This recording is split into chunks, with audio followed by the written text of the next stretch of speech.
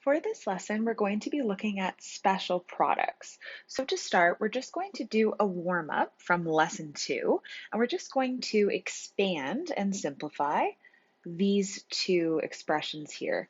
So just as a reminder, when I square something, it means I'm multiplying it by itself. So I'm going to rewrite this out, multiplied by itself. So again, I'm going to draw my arrows. Multiply 3x by everything in the other bracket.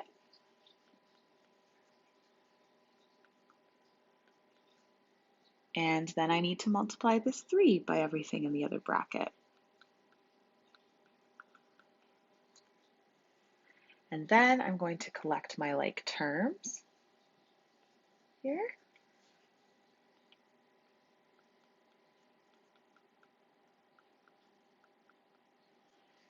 And that's my final answer. So we'll try this second one.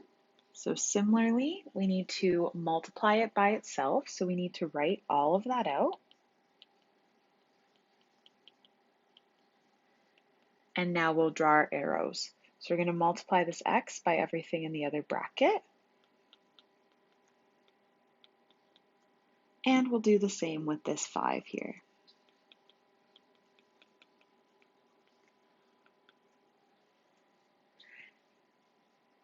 And now we're going to collect some like terms.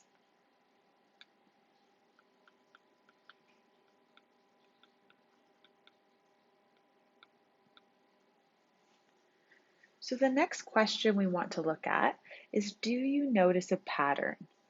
So if you were to do 50 examples of these, you would start to notice a pattern emerging to a point where you might be able to expand and simplify these without writing out every single step. So if I look at these numbers here,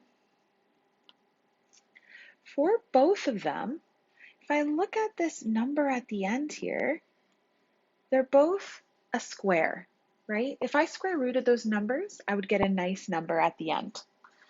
And then if I look, these numbers here are both coming from those highlighted orange numbers. And because of how we're multiplying these things out, they both are, oops, this number times 2, right? If I look, it's that number times 2. And where that number comes from up here, so it's this number times 2, that number is going to come from this times this. So that part might be a little bit confusing. So we're going to go and we're going to write all of this out as a rule. So if I have a general equation, a plus b all squared, right? So this is very, very similar to everything we see up here. If I have something written like that, I can automatically jump to whatever a is squared plus 2 multiplied by a and b plus whatever b is all squared. So the idea is that this pattern works for anything that's set up like these pink equations here. So if it's set up like that, I can automatically jump to this. And that's the idea. So what we're going to do is we're going to try doing this in one step. So we're going to do a quick little example. There isn't one here, but we're going to do one quick example here.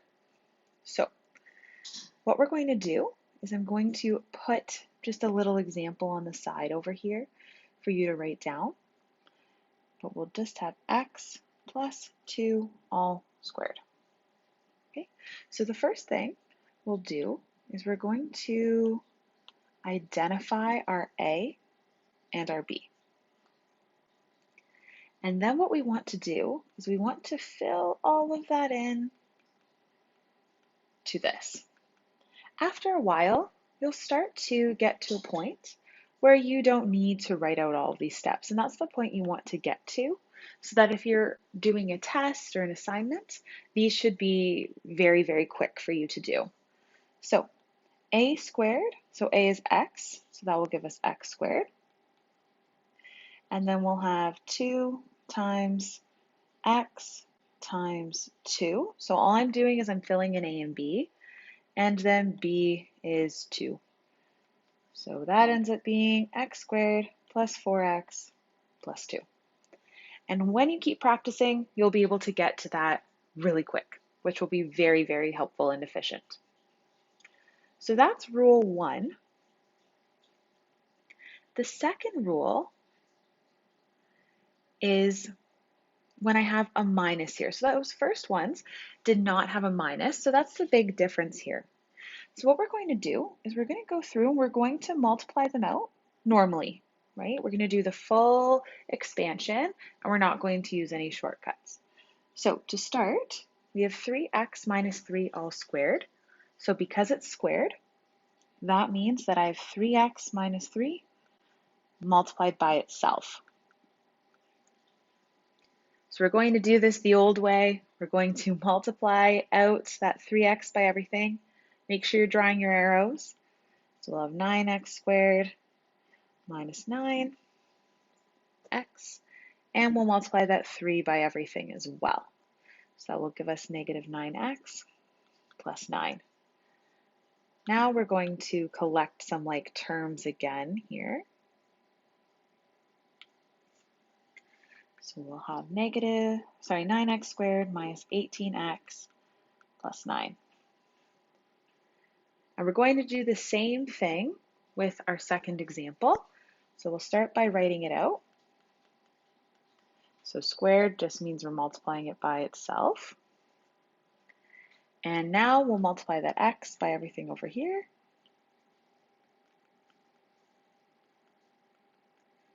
And we'll multiply that negative 5 by everything.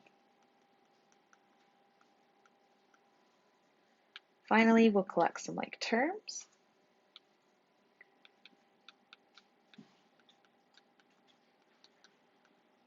So we start to notice a similar pattern here that we did above. The only main difference is that we have these little negatives here. And these negatives come from the negative up here. So that brings us to our second rule. And our second rule is going to look like this. If I have a minus b all squared, so if I have a minus in there, if we look up at the top, I square whatever a is, right? So that's where we get the 9x squared and the x squared. And the big difference here is I'm going to have minus 2 times whatever a is times whatever b is, right? So that will account for that minus that's in front of the 18 and in front of the 10. And then, just like before, we have b squared. So what we're going to do is we're going to use that and we're going to do a quick little example with it, just like we did above. So let's say I have 4x minus 3 all squared.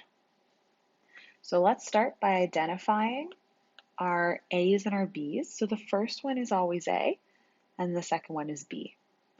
So basically, how the rule works is we're going to fill in all of those a's and b's into that equation. So a is 4x all squared minus 2 times a times b plus b squared. And now we can just simplify that. So we'll get 16x squared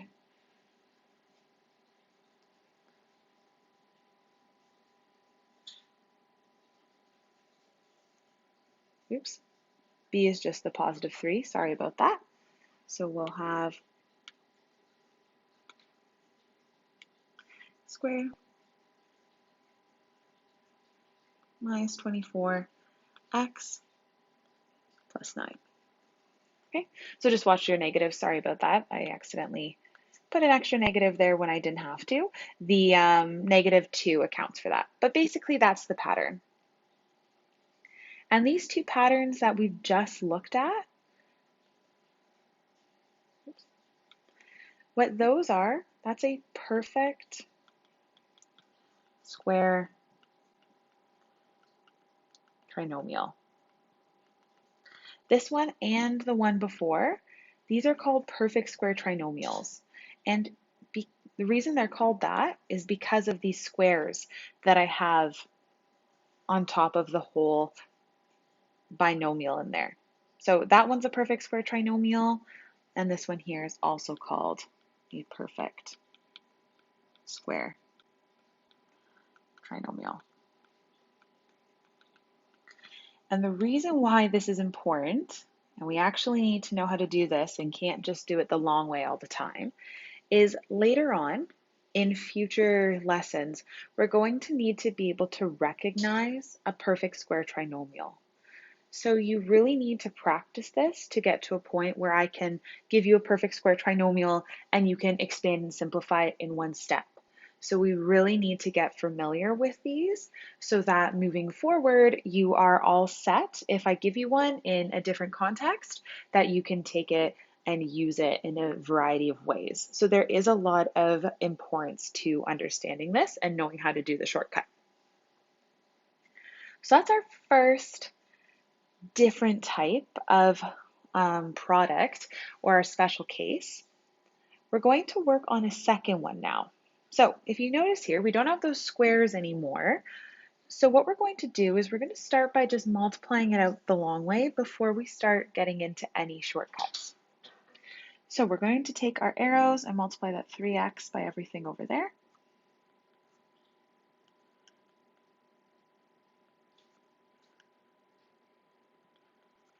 And then we need to multiply this 3 by everything as well.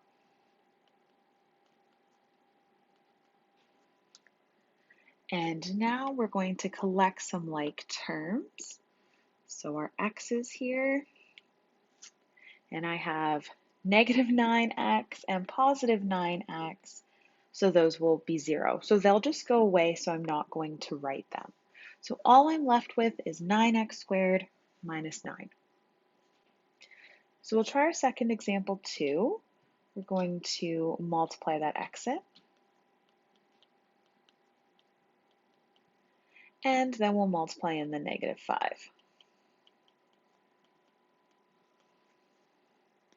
Now let's collect some like terms.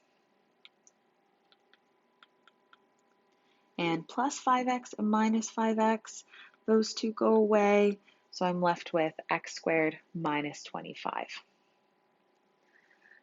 So what we want to look for is a pattern here. So we have a few patterns here. We'll notice that we have a minus for both of them, right? And then the other thing you want to notice is that this is a square and this is a square. And it's a square of this number here. The other piece we want to notice is that this is a square, and that's a square coming from those numbers.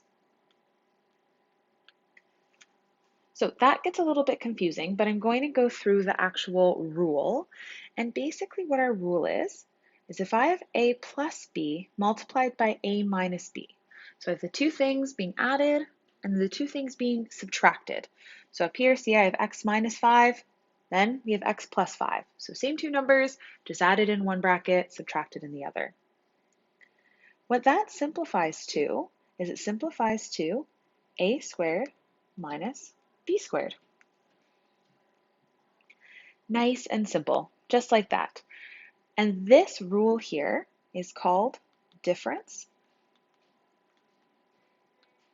of squares.